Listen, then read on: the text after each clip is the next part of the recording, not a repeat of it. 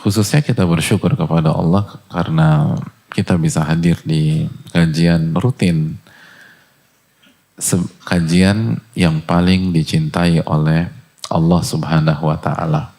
Semua konsep kajian selama sesuai dengan tuntunan Nabi kita Sallallahu Alaihi Wasallam itu hal yang bagus.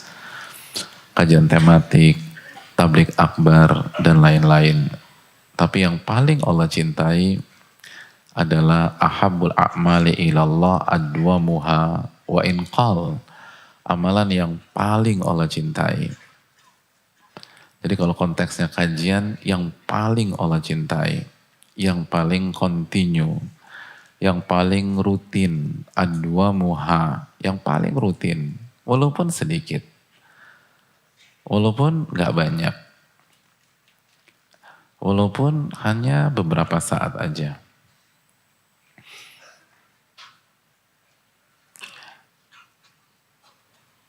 Karena itu yang paling Allah cintai. Itu yang paling Allah cintai. Saya masih ingat kalau nggak salah adalah salah satu masyaikh yang waktu kami kuliah dulu, itu dijadwalkan hari itu beliau nggak masuk karena harus safar. Antum dulu waktu kuliah dapat informasi dosen antum nggak masuk, perasaan hati antum gimana? Yang jujur aja, yang jujur. Jangan ada dusta di antara kita. Senang atau senang banget? Senang banget kan ya? Ya. Jadi kita udah pikir nggak masuk aja nih. Tiba-tiba beliau datang hadirin. Begitu antum tahu itu jam kosong, tiba-tiba dosen antum datang, gimana perasaan hati antum? Yang tadinya seneng nih, begitu datang jadi apa? Seneng banget kan? Gitu. Iya. Dan kita pikir beliau batal, ternyata enggak. Beliau sampaikan, saya harus kejar flight pagi ini, tapi saya upayakan untuk ketemu antum semua untuk memberikan beberapa fawaid atau ilmu. Dan itu paling cuma 5-10 menit aja. Terus beliau pamitan, beliau berangkat. Kenapa beliau bela-belain? Padahal cuma 5 menit atau 10 menit. Karena ahli ilmu itu ngerti amalan yang paling Allah cintai. Adwamuha wa inqal. Yang paling rutin, yang paling kontinu, walaupun cuma sedikit. Jadi walaupun cuma 5 menit, 10 menit, datang. Sama, misalnya kita qadarullah ada kondangan. Kan malam Ahad kan kendala yang paling berat apa sih? Kondangan kan ya. Ada kondangan, makan gratis, kambing guling lagi, makan anak-anak semua. Mungkin ada satu kondangan yang gak bisa kita ini kan, kalau mungkin keluarga dekat dan seterusnya gitu. Misalnya sepupu antum nikah malam Ahad, antum bisa nolak, enggak saya mau ngaji, gitu kan susah. Ya udah kalau nggak bisa full kajian, dia datang aja. Nggak bisa sampai maghrib, misalnya sampai jam 6, nggak bisa juga 5.45, nggak bisa juga 5.30, nggak bisa juga sampai 5.15 aja. Itulah. Jadi ketika Ustadz antum bilang amma ba'du, pamit pulang gitu. Innal hamdalillah nahmaduhu wa nasta'inuhu wa nastaghfiruh amma ba'du udah pulang. Lalu itu adwamuha wa inqal. Adwamuha wa inqal. Nah menariknya ketika Al-Imam Ibnul Jauzi menjelaskan kenapa sih amalan yang paling dicintai oleh Allah Subhanahu wa taala itu yang paling rutin walaupun sedikit. Salah satu alasan beliau atau salah satu hikmah yang beliau jelaskan kepada kita, karena dalam merutinkan kebaikan, kalau konteks kita dalam merutinkan kajian, itu ada mulazimun lil khidmah. Karena ada pesan dan ada value mulazim lil khidmah. Senantiasa berkhidmat, melayani.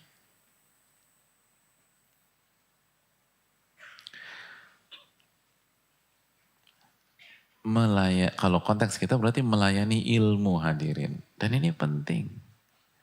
Melayani ilmu. Dan ini kunci keberkahan dari ilmu. Kunci keberkahan dari ilmu. Melayani ilmu. Hadirin yang Allah muliakan. Kita aja senang jika ada pihak itu melayani anak kita misalnya. Anak mau kita apa dilayanin sama dia. Padahal misalnya kita nggak bayar dia, nggak meng-hire dia. Tapi anak kita kalau di sekolahnya dilayani sama dia. Oh kita senang. Kita jatuh hati sama nih orang. Kenapa? Anak saya dilayani dia. Pelayanan itu luar biasa.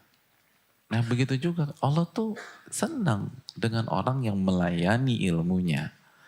Dan salah satu bentuk pelayanan gak putus-putus, terus dilayani. Pelayan itu kan continue, hadirin. Jadi makanya di antara nasihat dari guru-guru kami, waktu kita belajar dan kita terus harus belajar, itu dulu salah satu spiritnya para ulama adalah bagaimana melayani ilmu. Bagaimana melayani ilmu dan ahli ilmu. Maka ilmunya berkah, ilmunya bermanfaat.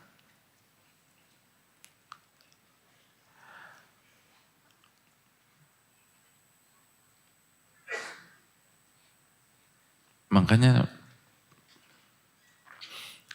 ada salah satu ahli ilmu atau ustadz yang senior dan sepuh itu miris ketika ada lulusan pondok pesantren, ketika lulus mikirnya, saya mau kerja apa ya? Saya mau kerja apa? Kata beliau, dulu kita nggak pernah mikir seperti itu. Dulu itu kita berpikir, kalau lulus bagaimana saya melayani ilmu Allah Subhanahu wa Ta'ala. Bagaimana saya bisa berkhidmat terhadap ilmu. Dan terbukti Allah nggak pernah sia-siakan. Allah nggak pernah buat kita mati kelaparan. Allah berkahi kehidupan kita. Allah berkahi rumah tangga kita. Allah berkahi keluarga kita. Allah berkahi dagangan kita. Kenapa? Karena dulu mental kita, kata beliau, itu kalau lulus bagaimana saya berkhidmat kepada ilmu. Bagaimana saya berkhidmat kepada ilmu, melayani ilmu. Tapi sebagian sekarang, gak semua jelas, banyak banget lulusan pondok tuh yang Masya Allah. Tapi sebagian mikirnya, saya kerja apa ya? Jadi hanya mikir dirinya sendiri. Hanya mikir dirinya sendiri. Adapun beliau cerita di waktu dulu dan di era-era beliau tuh, gimana kita berkhidmat kepada ilmu. Makanya kan salah satu kunci keberhasilan belajar, kata Imam Syafi'i, dan ini dikeluarkan Imam Nawawi dalam Al-Majmu', khidmatul ulama, berkhidmat kepada ulama dan ahli ilmu. Itu kuncinya. Yang Imam Syafi'i bilang, gak ada satupun orang menuntut ilmu dengan hartanya, kekuasaannya, dan membawa-bawa kebesaran duniawinya, lalu dia berhasil, gak ada. Adapun yang berhasil adalah orang yang menuntut ilmu dengan kerendahan, wa dhiqul aish, dan hidup yang dia korbankan, karena dia korbankan waktunya untuk belajar, untuk menghafal, dan wa khidmatil ulama, dan berkhidmat kepada ulama, melayani ilmu dan ahli ilmu, itu yang akan sukses. Itu yang akan sukses, hadirin. Jadi ini yang perlu kita camkan bersama-sama. Dan salah satu bukti bahwa kita benar-benar melayani ilmu adalah rutin hadir di majelis ilmu atau punya kajian rutin. Karena itu yang dijelaskan Al-Imam Ibnul Jauzi rahimahullah. Dan ingat, sekali lagi jamaah sekalian, jangan pernah meragukan kekuasaan Allah Subhanahu wa taala. Wa man yattaqillaha yaj'al lahu makhraja wa yarzuqhu min haitsu la yahtasib. Barang siapa yang bertakwa kepada Allah, Allah akan berikan jalan keluar dan Allah akan berikan rizki dari arah yang tidak ia duga-duga. Dari arah yang tidak ia duga-duga. Dan minggu lalu kan saya sudah sempat cerita bahwa berjuangnya di mana? Di Sulawesi, rizki dan pertolongan Allahnya dikasih dari mana? Dari Jakarta, dari Semarang, dari Surabaya, dan beberapa daerah. Kan begitu.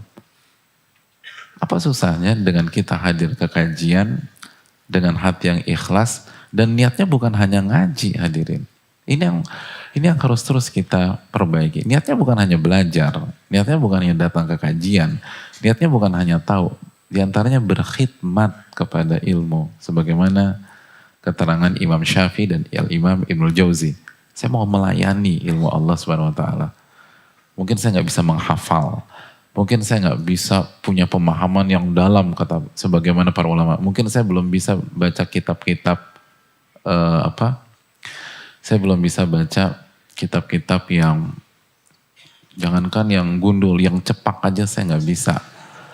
Oh, yang ada garisnya aja masih bingung gitu loh. Apalagi yang gundul, pelontos, nggak bisa, saya nggak bisa. Tapi paling nggak dengan saya hadir terus, saya bisa melayani ilmu. Saya bisa melayani ilmu, hadirin. Begitu.